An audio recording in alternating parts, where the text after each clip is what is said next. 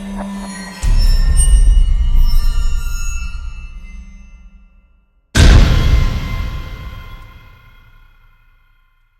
you still drinking coffee? Is that your coffee? It was Sandy's, but I just started drinking it. And that's how close these coaches are to the judges. They share everything. Yep. And that's how we kick this off. So it'll be hey everybody, welcome to the panel of coaches' perspective on what's going on in the NPC and IFBB today. We're here in Santa Cruz. We just had the seminar. Sandy spoke. The coaches had a chance to speak, and we want to elaborate a little bit on our perspective and our viewpoint, what we're seeing in the league today. We've got a pretty prestigious panel of judges here. I think what we would like to consider all of ourselves as professional coaches. There's a lot of us out there, but a lot fewer than you guys would think. Let's go ahead and start down at the far right or far left, depending on what you're looking at. Ryan, Zero Gravity, you've been doing this for a long time. Thanks for being a part of this, Ryan. Ryan, what do you see in the industry today, both first at the NPC level and the IFBB level, from your perspective as a coach, and what are some of the things that you run into that are some of the biggest challenges today? Well, one of the biggest challenges that I'm seeing lately as a trend is people taking personal accountability. I think right now with the athletes, a lot of people, I see them jumping around from team to team, coach to coach, wanting to figure out what's going wrong instead of looking at it and saying, what am I doing that could make this process better?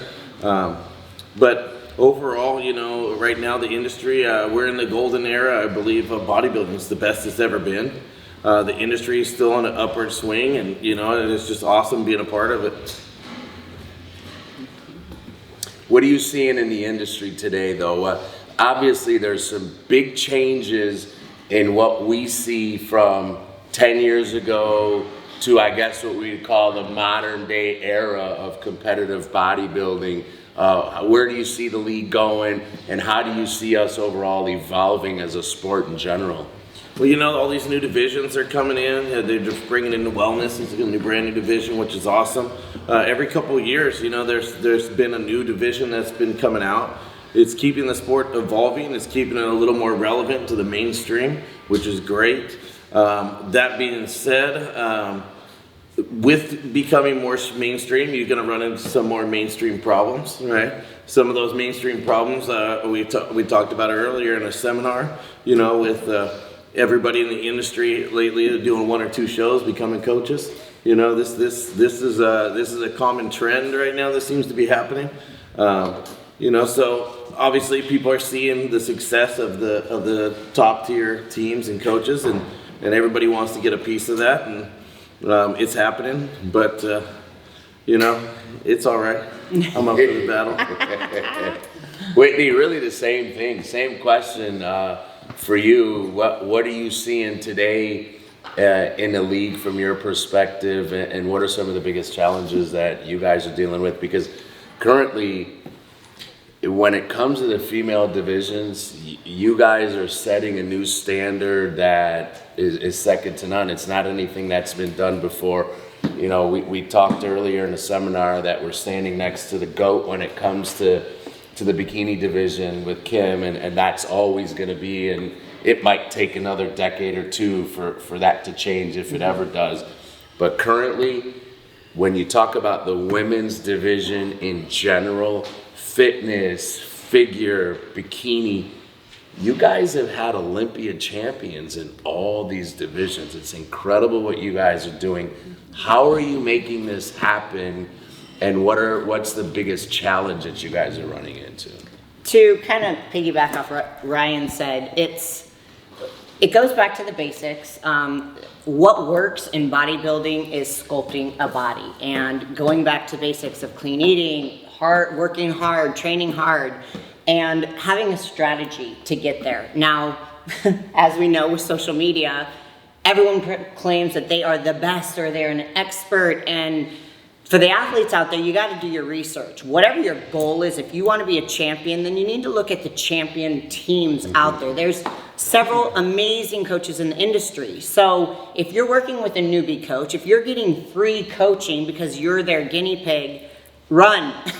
Work with people who know what they're doing, research, check all their clients, talk to their clients, but if they have a good track record in the industry and they've been doing it for a while, there's a reason these coaches are at the top. So it's hard to battle these Instagram famous trainers because they have a massive following and yet they have no clue what they're doing. But if you're serious about the sport, if you're a serious athlete, do your research, find a coach that you vibe with personality-wise, that you admire the way they train their athletes, that you admire the athletes that they put on stage. That's the way you should find a good coach, but that's a battle that we're constantly having to run up against because everyone proclaims that they are really good at what they do, but they have nothing to back it up.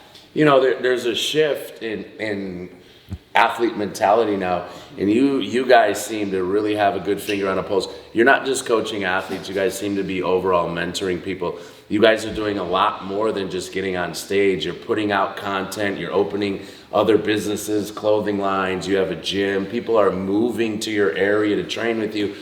Is there another mentoring, business mentoring, personal mentoring? What is it that you guys are doing to help develop some of these athletes overall? Because you guys do have a lot of athletes that are thriving, not just on stage, but off. Well, thank you. I mean, we do. We take it very seriously. Damien and I both own Pro Physiques, and mindset is huge. I have always, in my own career, proclaimed I am more of a mental athlete than I am a physical athlete. Because your body can do so much, but your mind can challenge you in ways that you've never thought possible. So the sport is hard enough, but if you can train your athlete and get them in the right mind frame, that's gonna set them up to succeed. So it's a huge part of how we coach. We also have the community, we do the team effort. A lot of people need to have something that they feel they belong to. They may not have support outside of the fitness industry with their families or their friends. So we all kind of group together and we really try to embody that. It's a community with where we are at our gym and just making sure everyone feels a part of it. Everyone is cheering each other on. Even though they're stepping on stage with their teammate and they're competing for that title, it's still okay because everyone is supporting each other. And it's all about tapping into each athlete's mental capabilities to make them the best that they possibly can be. Kim, said it once, said it twice. I don't know, this is the fourth or fifth time. You're the GOAT when it comes to the bikini. Not the Billy goat, just the GOAT. How on earth have you been able to sustain such a high level of excellence for such a long time? Because no matter how good any of us are doing currently, all of us on this panel want to one day be considered the GOAT. So you really are the guy of coaches here, the coach of coaches here when it comes to this panel. How have you done it? Living vicariously through my clients. You know, if you're passionate, you look for something to plug your passion into, and your clients are your passion. And I've been very blessed, you know, as I mentioned before, the IFBB and the NPC has given me a platform that I would have never had. I would have never achieved the success I've been able to achieve, you know, A, because I've had that platform, but B, I've been blessed to have some amazing athletes, you know, come through my way, you know, whether it was a Monica Brand or, you know, going all the way back. And so if you have a place to put your passion and you have a place to be able to put all of your energy, it's easy to sustain it because you have the structure there. You have everything you need there. Now all you do is you supply the energy and you put your knowledge into it. And I tease everyone, but to be honest with you, I feel like a grandfather because I can look around a room and it can be a room of trainers, and I promise you, I've probably worked or trained 3/4 of the room. Yeah. And one of my most proudest accomplishments is the fact that so many people that either I have worked with or mentored are now like these guys. They're Yeah. top end trainers, and the sharing of knowledge is not a bad thing. No. Yeah. Because when the bottom line comes down, there is not a right or wrong way. You have different levels of knowledge and different levels of experience, and you have your own individual input and unity that you create with your clientele base. So I just believe that even if I share knowledge, no one is going to put together a personality like mine. No one's going to see things the way I see it. And that's our own unique individual talent. And each of us have it, obviously. Because when you're at this level and you're consistently at this level, and whether it's been 1 year, 3 years, 5 years, doesn't matter. That sustainability means that you have a focus point, and you have an energy that's unique and that you are able to instill into your client base. So I'm very happy and very proud to see how many trainers are currently out there. And I think, when I came up, it was Mike Davies and I, very good friends for a long time. Damien, started doing well, and, being around all these, these different ones. Hani was, training quite a bit at that time.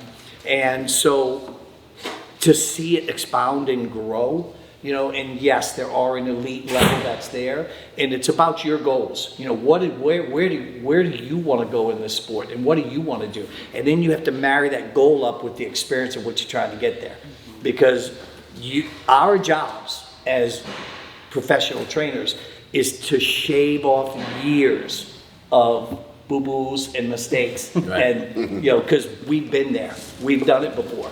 So whereas with different levels, you have a learning level that is going to make mistakes. You have an intermediate level that make a few mistakes, and then you have a professional level that makes very little mistakes. And so that's not a right or wrong thing. That's just time. And we've all been through it. And all of us up here have been athletes. So we have been through the gamut. We have learned from an athletic standpoint. And Ryan put it perfectly. We got what we got because we had a bunch of boo-boos in the Right. beginning. Yeah. And then we learned from the boo-boo, oh, crap, don't do that again. And so we learn. We learn how to be more professional. We learn how to provide a service that's above and beyond what's out there. And that doesn't come easy. That comes with a lot of dedication. So I'm blessed that I still have a passion for what I do. It's hard because life is a roller coaster, and I have been up and I've been down, and I had at one time I had just about almost all the figure, and then that started fading back, and then bikini became it, and then men's physique. So it's a roller coaster, and because it's what you go through. The sport is subjective. And so it's in the eye of the beholder, and that can change on any given day in front of any given panel. What do you see as some of the biggest differences then from the 90s to the 2000s into the 2010s as we now head into a whole new decade? But what have you seen? We know you were around even in the 80s, but we won't go that far back. 'Cause most of them won't remember. So we'll just stay over the last 30 years. You're the guy who can give us the most perspective over the last 30 years. What have you seen as some of the biggest changes and differences in the sport and in athletes and people in general? The quality of knowledge. And what we've been able to, you pass knowledge down generation to generation. And we're passing it down, I pass it down to a lot of the trainers who are probably in here. They're going to pass it down too, So people learn things faster because the information highway is much faster. Right.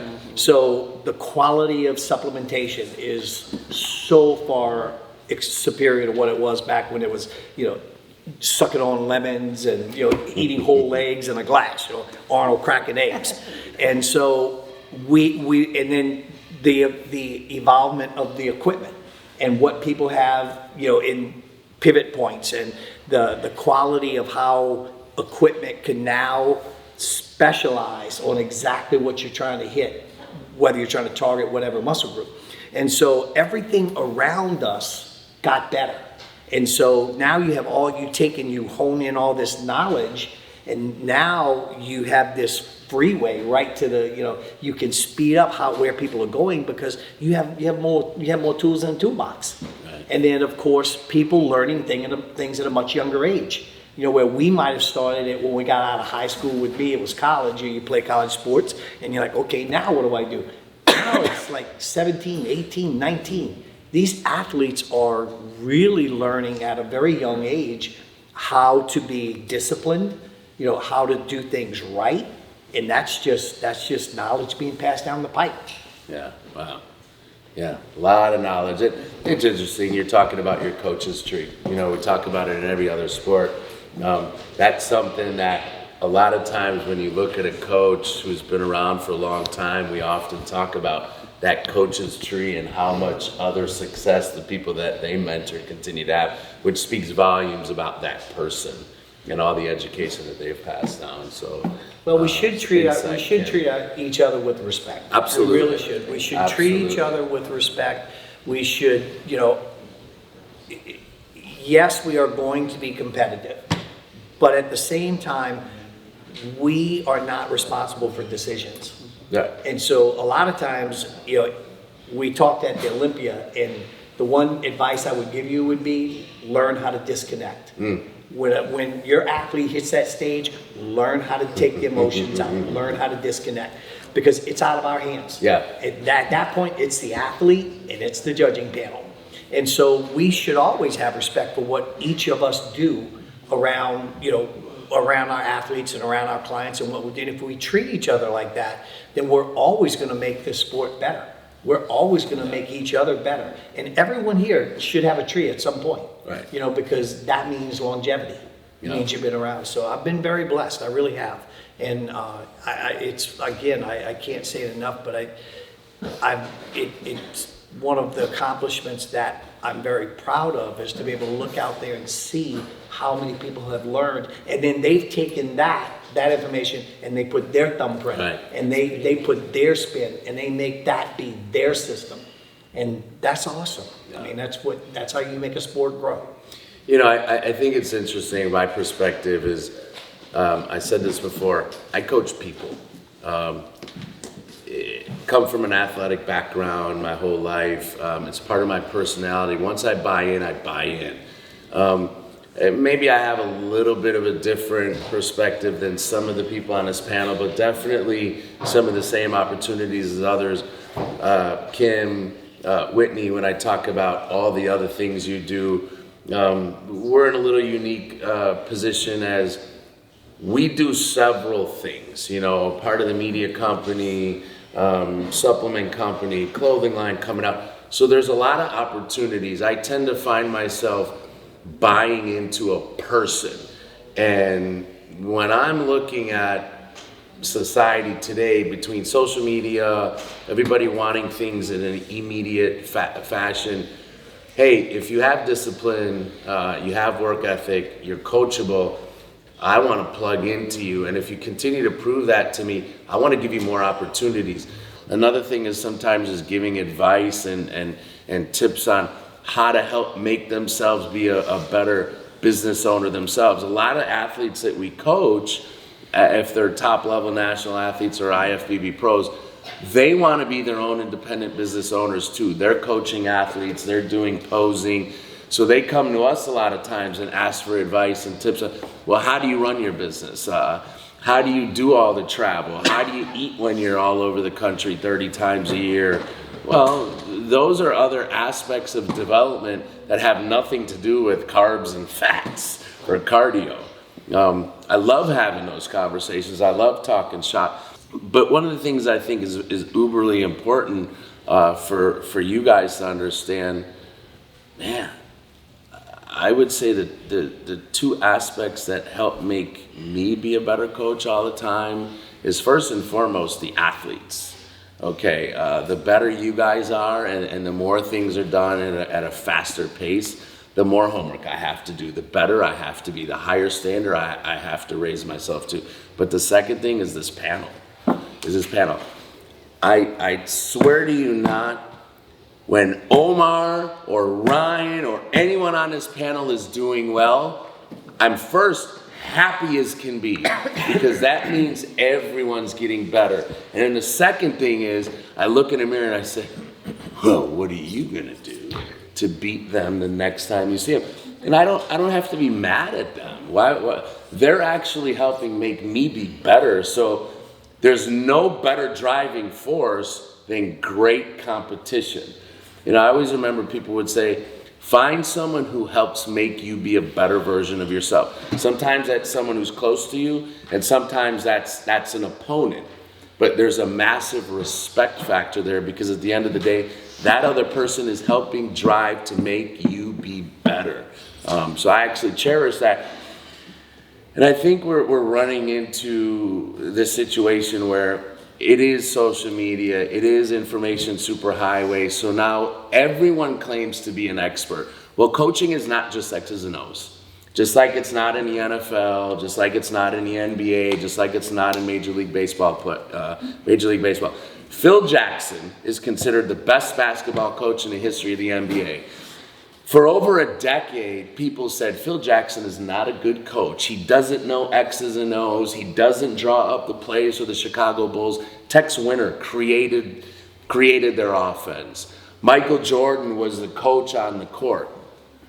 How can you argue Phil Jackson wasn't the greatest coach of all time? His expertise was in people. You know, Bill Belichick in the NFL can make halftime adjustments like nobody else. Bill Belichick coaches week to week. He doesn't have his overall team philosophy is do your job. But when you come to the game plan, he game plans each week against a particular team based on what that team's strengths and weaknesses are. There's other coaches who say, hey, this is our style of football. This is what we're going to do. We're never going to change that regardless of what the other team does. Those are all different coaching styles. All of them work. It's different personalities. So just like us, we all have different styles, but they've all been successful. So I can never knock someone else because their style isn't mine, doesn't mean it doesn't work. So I think we have to start looking at this, and people need to start understanding there are levels to this. And these are professional coaches. This is what he does for a living. This is what he does for a living. This is what you do for a living. This is what I do for a living. It's not to say that other people aren't decent coaches or that they aren't helping their athletes, but they haven't earned that level of professionalism yet. There's different levels. We know that there's some coaches out there who can turn a lot of people pro. We see that there's some coaches who are really good at churning pro cards. Congratulations to them, kudos to them, but now they struggle with their pro athletes doing well on the pro stage. Does that mean that they're a bad coach? Absolutely not. That means they're a great coach for the NPC.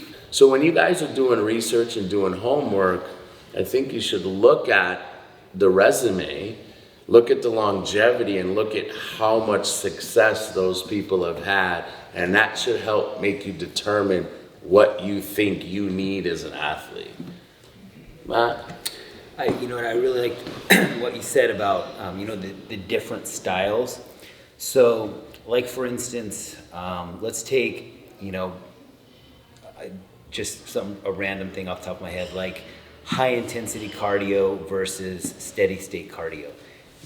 Cardio is not a religion. It's not like I go to the church of high intensity cardio, you go to the church of steady state cardio, and it's not a religion, it's a tool. So the right coach won't be spouting in religious terms, like or whatever the diet is. I'm the keto diet guy, or I'm the, whatever the diet fad of the day is. The right coach will look at a style of cardio or a style of diet as a tool and apply the right tool to the job. It won't be, when you look in their Instagram profile, the best way to see if something's a cult is if someone, or a diet cult, is if someone has that in their name. If their name is Keto Coach Matt or whatever, then that shows that they're on some sort of a bandwagon, and they're having a religious approach to their program. The right coach will pick the right tool for the right job for the right person. Omar? Well, you guys covered everything. The expansion of the NPC and IFBB, India, Colombia, China, Japan, Philippines. It just gave a lot of us an opportunity to expand our own businesses, which helped all of us out. And like you said, it's allowing other people to attempt to be coaches, and not to knock them, we all started somewhere, but at least they have to identify where they are. And if you are out there looking for a coach, ask your coach, what are your expectations of me, and what should you expect from me? That way you guys come up with a plan together to figure out the best journey for you.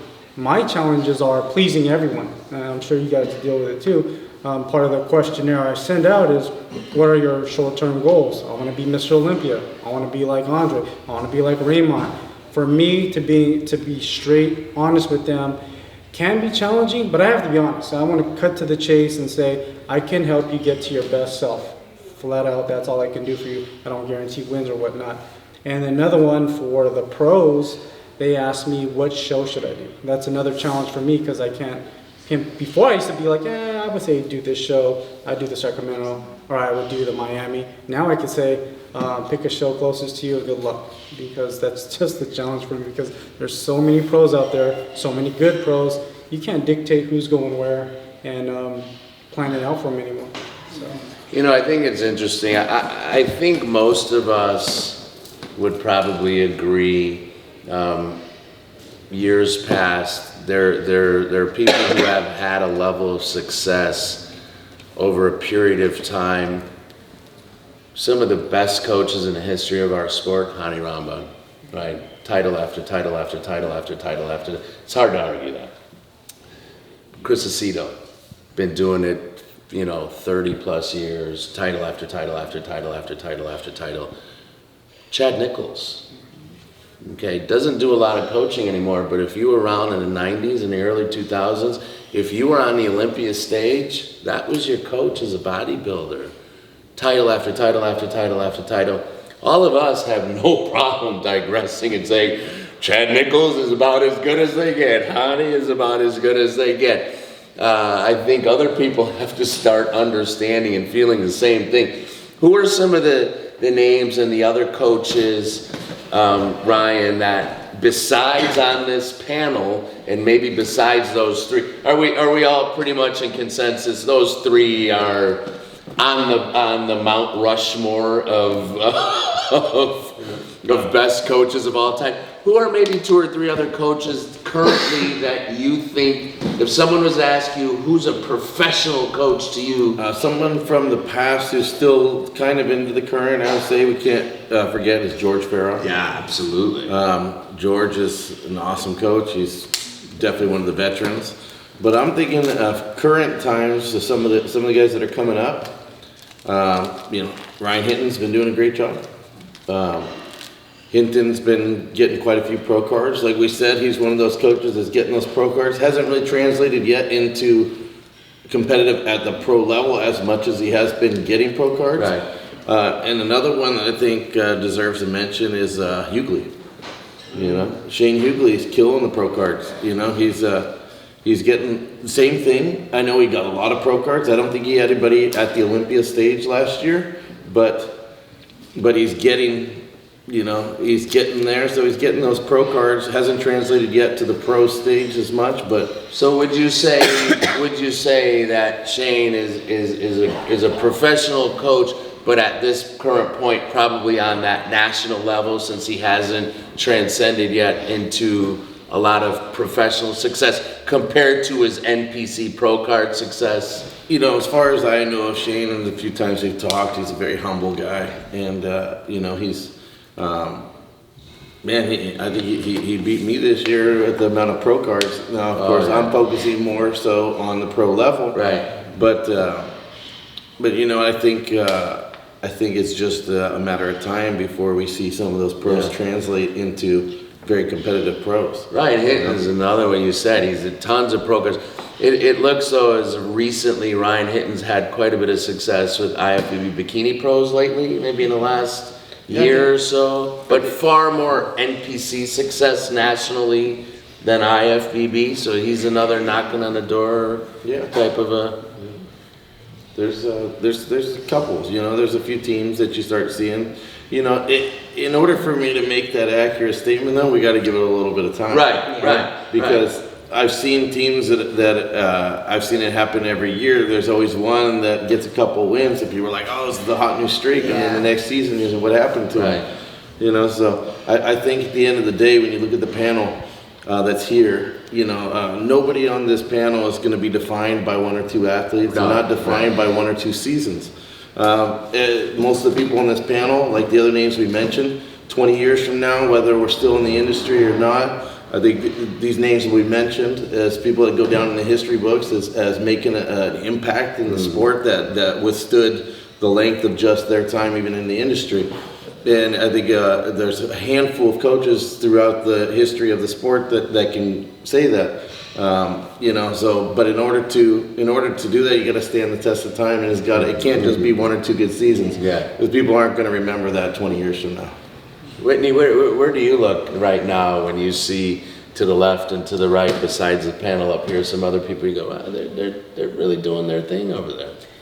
It's hard to deny. You can't say Panini's not pulling his name into that. He's been coming up, and obviously with the new wellness division, and he's really capitalizing on the international market. So, but again, just kind of the test of time. And I think that's where we really kind of will see what's going to come out of that. But I think too, we kind of touched on it earlier, sometimes when coaches do really well, even if it's just one athlete or they have a handful, then they get flooded, and that's hard to manage. It's like, now all of a sudden you're the most popular at that moment, but now you've got all these athletes, and if you're not strategic in it, and you take on everyone, your level of service slips, and now all of a sudden you're not that go-to coach, you're not that hot coach, because now people are upset, they're leaving, they're jumping ship, going to other coaches. So for a lot of these coaches in the industry, when they do have that success, if they're not careful, if they're not strategic, or if they maybe get too ego at that moment, then it can totally hit them. So that's where too, some of these coaches that we see, and it's like, wow, they seem to have a lot of talent, their athletes are doing really well, and then 2 years later, you're like, where'd they go? We never see them anymore. So to be a good coach, it's being consistent.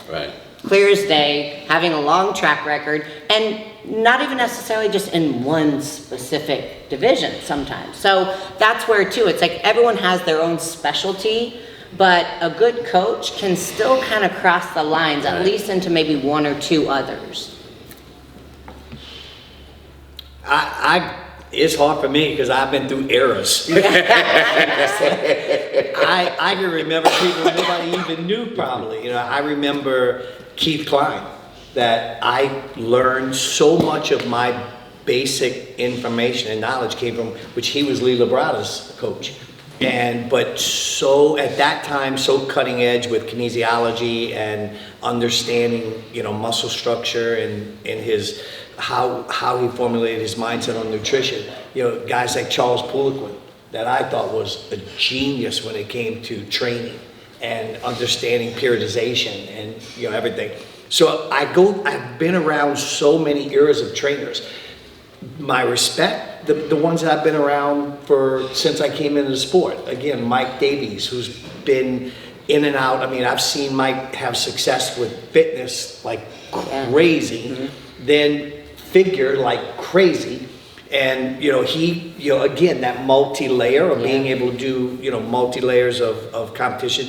Damien, who I watched at first come up going, I wonder if he's going to, you know, survive. And then when he met Whitney, I was like, okay, now we're going to really find out if he can survive. Now his wife's competing and she's going to. But he's been able to make that transformation. And, you know, he's growing, because I can remember when it was figure and fitness, and now he's getting his bikini, and so you grow and you branch. And then I see the new ones like, you know, Ricardo and, you know, the trainers who are now up and coming. And I look at it from the perspective of, because it's like, what do you place value in? You know, I may never have, you know, yes, I have 5 Olympias. Yes, I have. I can't remember how many Arnolds. I have no clue how many people I've turned pro. It's the numbers fade out for me, but that's not my perspective. That's not where I put my value. I put my value in what I can accomplish across the board, because that's who I was. The fact that I've had an Olympia where I had an Olympia athlete in every division except pro bodybuilding, because I do not want to train a pro bodybuilder. Way the hell out of my league. And I used to tell Honey all the time, I'd be like, Honey, if I get somebody, he's going to you, because that's not my forte. But that I've been able to have an Olympia athlete in every division, that I've had 27 people on the Olympia stage. And I've been able to do things that kind of single you out as oh my God, okay, that's something that maybe hadn't been done, so my value was always about doing something or creating something or having an accomplishment that was unique. That what maybe not, okay, maybe I didn't win 8 or 9 Olympias, but I put this many on an Olympia stage. And I've had twice now, I've had one Olympia, I had 5 of the top 6 athletes. 2 Olympia bikinis, I've had 4 of the top 5 Olympias. And so things like that happen and you're like, wow, that's unique. Yeah. That's awesome. Billy. That's pretty bad. It's like, it's fun. And then that motivates you. So it's about where do you put where do you hang your hat? What's that accomplishment that you go, and for some people, like we're talking about, like Shane, as many pro cards as he has gotten, maybe that's his, right. That's his tunnel. That's where he's like, I love turning people pro. I love getting them pro. Hey, whatever happens at the pro level happens at the pro level. But and I'm sure knowing Shane, he's very humble and he's very progressive. He wants to do well at every level. But you never know where people's own perspective is, and what motivates them and what drives them. So I've been around so many good trainers. I really have, and like you said, I've seen ones that I would go, oh man, they're gonna be pretty, and whoop, done. Like, what the hell? What happened? Yeah. Self-sabotage or a crazy moment or whatever, and then it's not there. So I've been blessed to see generations of trainers, and even especially when Chris and Chad, I was at backstage Olympias with those guys, and so, I'm old as hell. Yeah. I still love You're it. just experienced. I just do my job. I just want to do my job. Hey, a guy's a future Hall of Famer when he goes, I don't know how many Arnold titles I have. Too many to count. I would say so far of the names that maybe we haven't heard yet, two names that jump out at me then would be Neil Hill. A lot of respect for Neil. Neil does a fantastic job. Andrew Vu would be another one. Andrew's maybe a little bit, maybe there's not a quite as long of a duration of time, but the success he's had in a shorter period of time over multiple divisions, to me, shows me that that's a professional coach, because he's not only doing it on the NPC level, he's doing it at the IFBB level as well.